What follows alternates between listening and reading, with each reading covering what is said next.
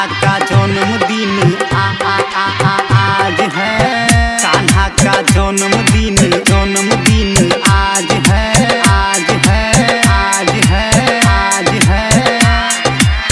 कान्हा का जन्मदिन आज है, मिलने आए पूरा जहान है। कान्हा का जन्मदिन आज है, मिलने आए पूरा जहान है।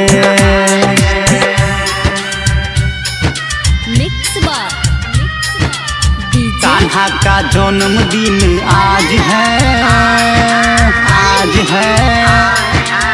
भोला सा किशन कन्हैया है, मन को लुभाए ऐसी सूरत है। भोला सा किशन कन्हैया है, मन को लुभाए ऐसी सूरत है। सबको ही लगते कान्हा प्यारा है।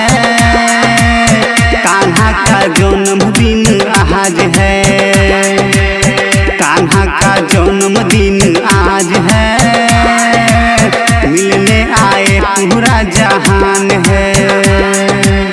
कान्हा का जन्मदिन आज है, मिलने आए पूरा जहान है।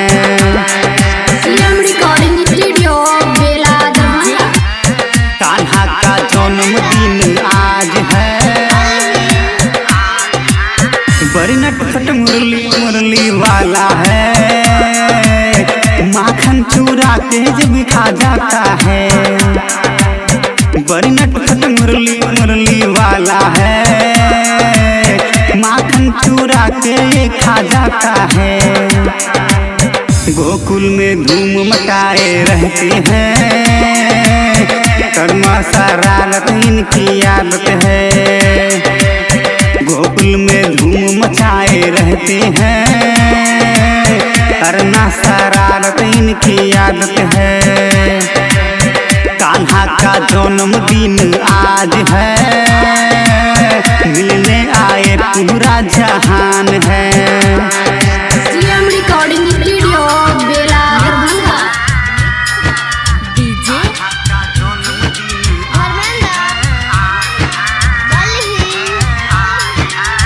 गोपियन की मटकी फोड़ ये देते हैं, नटखट ये मुरली मनोहर है।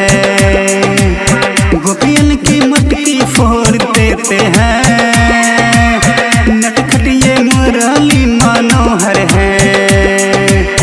कान्हा का जन्मदिन आज है, पाने को दर्शन सब कोई आए हैं। कान्हा का जन्मदिन आज है, पाने को दर्शन सब कोई आए हैं।